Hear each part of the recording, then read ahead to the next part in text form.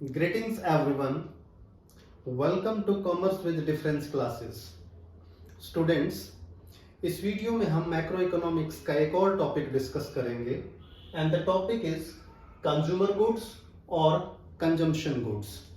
यानी ये consumption goods या कंज्यूमर गुड्स क्या हैं, अब आप समझ गए होंगे अगर आप इन टर्म्स को ध्यान से पढ़ें। Students, goods which are used by the consumers are termed as consumer goods.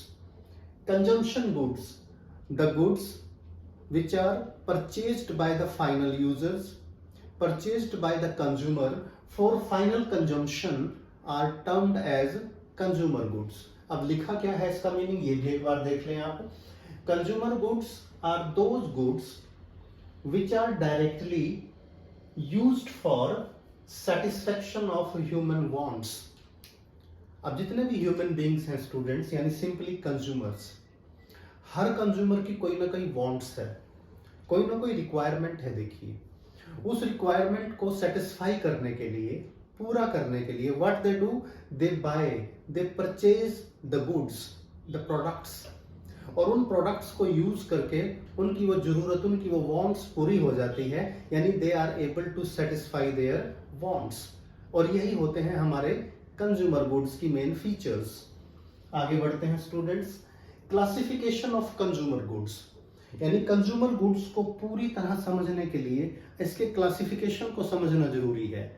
कई बार हमारे मन में आता है कि क्या कंज्यूमर गुड्स यही हैं, जैसे हमने मिल्क लिया, कर्ड लिया, चॉकलेट ली, हमने शुगर ली, हमने यानी कुरकुरे लिए, चिप्स लिए, इस तरह की चीजें, क्या यही कंज्यूमर गुड्स हैं सिर्फ? नो, कंज्यूमर गुड्स हर तरह के होंगे। यानी ऐसे कंज्यूमर गुड्स होते हैं जो एक दिन से लेकर 10-15 साल तक भी चलते हैं और वो कंज्यूमर गुड्स की कैटेगरी में आते हैं। तो चलिए कंज्यूमर गुड्स की क्लासिफिकेशन, इसके टाइप्स को देखते हैं students. Number 1, durable goods. Number 2, semi-durable goods. Number 3, non-durable goods. And number 4, non-material goods. यानी कंज्यूमर गुड्स, जो कंजम्पशन गुड्स हैं, ये हमारे 4 तरह के हुए हैं स्टूडेंट्स। फर्स्ट क्या है, देखिए, ड्यूरेबल गुड्स। यानी ये वो गुड्स हैं जो जिनकी लॉन्ग लाइफ होती है और हाई वैल्यू होती है। मैं लिख भी देता हूं स्टूडेंट्स यहां पर, long life, high value, high value. अब हाउस होल्ड्स में देखिए, आप अपने घरों में देखिएगा स्टूडेंट्स, आपके घर में जो रेफ्रिजरेटर है, आपके घर में जो टेलीविजन है या एलईडी स्क्रीन है, आपके घर में जो वॉशिंग मशीन है, आपके घर में जो ओवन है, और इलेक्ट्रिकल इक्विपमेंट्स हैं, आपके पास स्कूटर है, आपके पास जो कार है, व्हीकल है, ये क्या है? ये सब ड्यूरेबल गुड्स हैं। इन पे देखिए हाई वैल्यू, यानी इन पर पैसा ज्यादा खर्च होता है और इनकी जो वर्किंग लाइफ होती है, यानी ये लगभग 3-4 साल से ज्यादा चलते हैं, आपके पास यूज होते हैं, और इनको हम बोलते हैं ड्यूरेबल गुड्स। यानी 3 साल से लेकर 10 साल से 15 साल तक भी इनकी लाइफ होती है और इनका आप इस्तेमाल करते रहते हैं। दीज आर ड्यूरेबल गुड्स, यानी जिनकी लाइफ स्टेबल होती है और इनका हम लंबे टाइम तक इस्तेमाल करते हैं। सेकंड आते हैं आपके semi durable goods. Semi durable यानी ये भी ड्यूरेबल गुड्स हैं, लेकिन इन जितने ड्यूरेबल नहीं हैं। यानी यहां क्या होगा, सेमी ड्यूरेबल गुड्स क्या है, देखिए, इनकी जो मीडियम लाइफ होती है, मीडियम लाइफ का मतलब 1 ईयर और स्लाइटली मोर, 1 साल या 1 साल से ज्यादा, यानी 3 साल तक भी इनकी लाइफ हो सकती है। And not high value,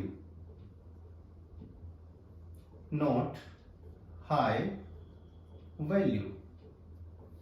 semi durable goods वो हैं जो आपके लंबे समय तक चलते हैं, लेकिन ये मान के चलिए नॉर्मली 1 ईयर या 1 to 3 ईयर्स तक ये आपके काम आते हैं। अब देखिए, आप आपकी जो घरों में कुछ प्रोडक्ट्स कुछ ऐसे इक्विपमेंट्स होते हैं जैसे इलेक्ट्रिकल्स हैं, जैसे जिसे आप सिंपल भाषा में प्रेस बोलते हैं आयरनिंग करने के लिए। तो वो इलेक्ट्रिक प्रोडक्ट है एक, जब आप परचेज करते हैं तो 1, 1.5, 2, 2.5 साल तक चलता है, इससे ज़्यादा नॉर्मली नहीं, फिर वो बहुत ज़्यादा रिपेयर मांगता है। और इस तरह के कई इक्विपमेंट्स मिलेंगे। कुछ फर्नीचर ऐसे हैं, कुछ जैसे आपके यहाँ क्रॉकरी का सामान वगैरह है जो किचन में यूज होता है, कुछ आपके यहाँ क्रॉकरी यानी किचन का सामान रखने के लिए जो आप बॉक्सेस वगैरह यूज करते हैं, वो भी हमारे किस में आते हैं, सेमी ड्यूरेबल गुड्स में आते हैं। या तो इनकी लाइफ 1 साल या 1 साल के आसपास होती है, या यूं मान के चलिए हम इनको 1, 1.5, 2 साल में या फिर बदल देते हैं। तो ये हमारे सेमी ड्यूरेबल गुड्स होते हैं। थर्ड कैटेगरी आती है, देखिए, नॉन ड्यूरेबल गुड्स, यानी ये ड्यूरेबल गुड्स हैं ही नहीं। जैसे बहुत सिंपल एग्जांपल है, आप समझ जाएंगे स्टूडेंट्स। मिल्क है, ब्रेड है, शुगर है, कुरकुरे,